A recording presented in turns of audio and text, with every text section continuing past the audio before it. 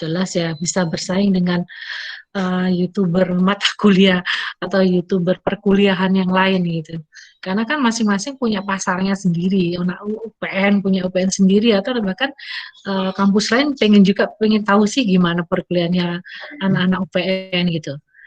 Jadi jelas itu sebenarnya bangsa pasarnya memiliki nilai ekonomi. Jelas ya kalau YouTube itu menghasilkan secara ekonomi akan menghasilkan gitu.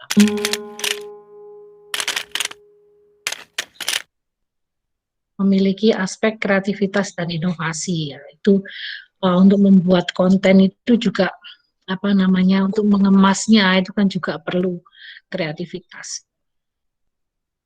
Ciri-ciri peluang usaha yang baik. Peluang usaha itu harus orisinil dan tidak meniru. Dalam artian orisinil dan tidak meniru itu nggak niru plek gitu ya. Kita kan mengenal yang namanya ATM itu, amati, tiru, kemudian dimodifikasi gitu ya. Yang disebut orisinil itu yang yang asli punya kita. Walaupun mungkin sumber idenya itu dari orang lain, tapi kita bisa menambah beberapa hal gitu sehingga menjadi sesuatu yang baru. Peluang usaha tersebut harus dapat mengatasi perubahan persaingan dan kebutuhan pasar di masa yang akan datang. Nah, itu ciri dari usaha yang baik. Tadi contohnya apa namanya lewat peluang usaha lewat YouTube itu juga pangsa pasarnya nggak akan mati gitu karena apa namanya mahasiswa baru itu setiap tahun akan nambah terus.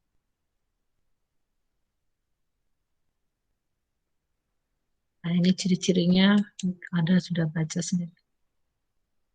Ini sumber peluang usaha tadi ya sumber itu bisa dari diri kita sendiri, bisa dari hobi misalnya, yang hobi jalan-jalan ya supaya jalan-jalannya itu nggak uh, cuman ngabisin duit tapi menghasilkan uang gitu, atau setidaknya biaya jalan-jalannya traveling kita itu dibiayai dari hobi tadi. Misalnya ada bikin ini yang masih ini ya masih pakai YouTube dan sosial media yang lainnya, kontennya itu dari foto-foto Anda jalan-jalan, video-video gitu. Itu nanti kalau dapat uang bisa dibuat ini apa namanya membiayai perjalanan. Atau dari hobi jalan-jalan itu misalnya ada bisa bikin paket-paket wisata gitu. Misalnya kan ada ini nih hobi jalan, entah itu backpacker atau lewat apa namanya lewat travel agent. Nanti lama-lama Anda kan akan tahu destinasi yang bagus seperti apa, ongkos yang paling murah seperti apa, hotel yang bagus tapi murah Anda kan akan tahu. Nah, nanti kalau mau jalan-jalan lagi supaya gratis, Anda ajak teman-teman Anda atau orang-orang lain yang pengen ngerti ke sana gitu. Nah, kan banyak juga orang yang pengen jalan-jalan, tapi mereka eh, apa ya ada rasa nggak enak kalau jalan sendiri itu. Nah, itu nanti bisa dikoordinasi. Anda bisa ngambil untung dari situ. Jadi misalnya dari menjual hotelnya, menjual transportasinya kan bisa bekerja sama dengan dengan travel agennya atau dari hotelnya. Itu kalau yang hobinya jalan-jalan, yang hobinya belanja ya bisa bagaimana belanja gratis ya. Anda bisa menggunakan apa ya, istilahnya just tip segala macam itu ya itu keuntungan dari situ bisa untuk kita belanja membiayai hobi kita yang belanja. Oh. Terus sumber peluang usaha yang lain itu bisa dari keahlian. Anda punya keahlian apa nih? Misalnya desain, desain bikin kaos atau apa. Anda bikin hobinya bikin manga, menggambar manga atau komik. Nah, itu bisa juga menjadi lahan bisnis gitu. Tidak hanya misalnya aku gambar manga itu kalau dibikin komik kok susah ya. Anda bisa karya-karya manga itu Anda cetak di kaos atau cetak di apa namanya kayak mug atau tempat-tempat minum itu akan jadi apa namanya jadi merchandise yang bagus gitu.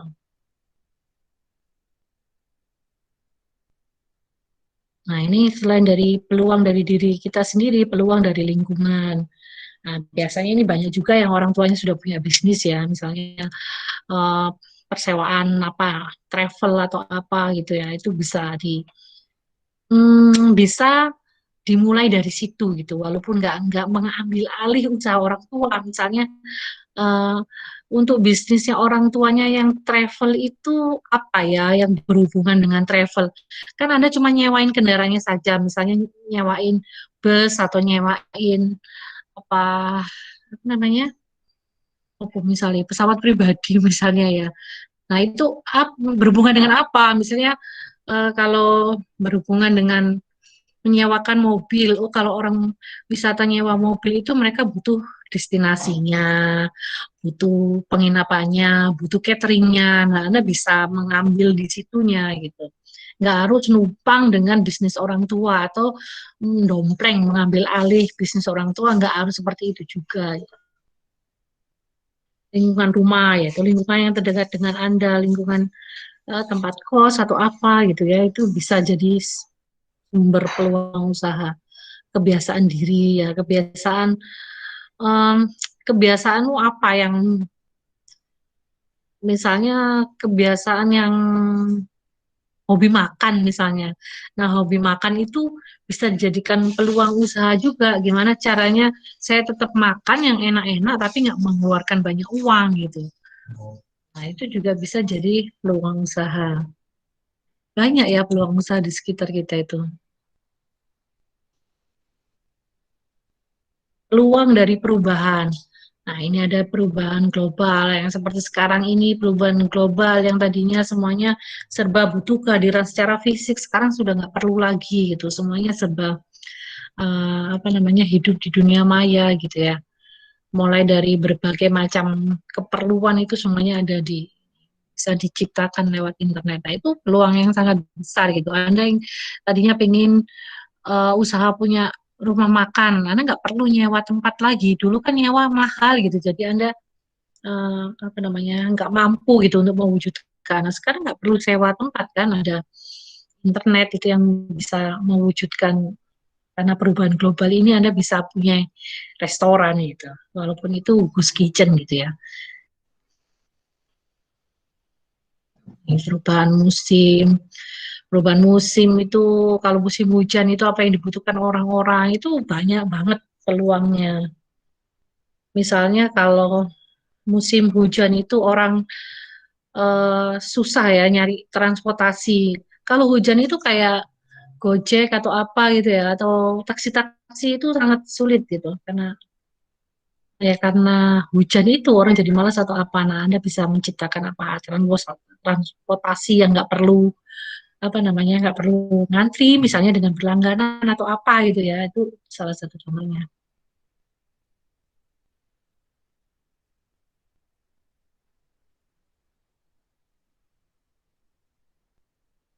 Berpeluang usaha itu bisa datang dari eh, orang lain ya, dari peluang dari konsumen misalnya, keluhan-keluhan konsumen. Ada ide bisnis itu bisa didapat secara tidak langsung dari orang lain. Misalnya Anda lagi menunggu apa, misalnya menonton atau apa gitu kan, dengerin orang mengeluh tentang apa, tentang layanan apa, tentang rasa makanan yang seperti apa, itu bisa jadi ide untuk diwujudkan jadi bisnis gitu.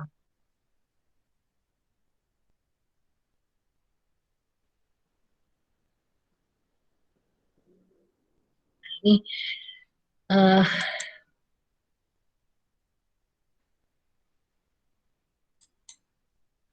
nah ini sumber peluang usaha dari luar gitu ya. Dalam artian produk-produk ini sudah ada gitu.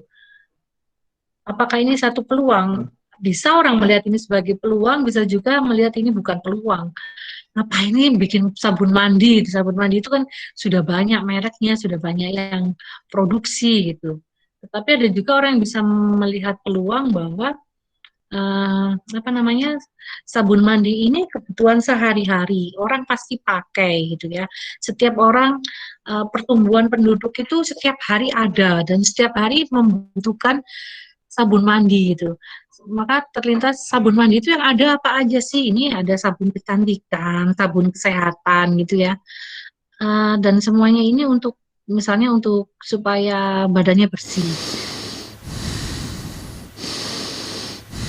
Kemudian timbul pemikiran atau ide, oh sabun itu ternyata belum ada yang ini ya, sabun yang sekaligus buat apa, buat scrub gitu atau buat lulur ya. Anda bikin akhirnya menciptakan sabun yang kayak batu apung gitu, yang kasar misalnya. Sekalian mandi, sekalian bersihin biar seger, juga bersihin kulit gitu pakai scrub, bahan itu kok apa, sabut kelapa atau apa gitu kan, itu sumber ide.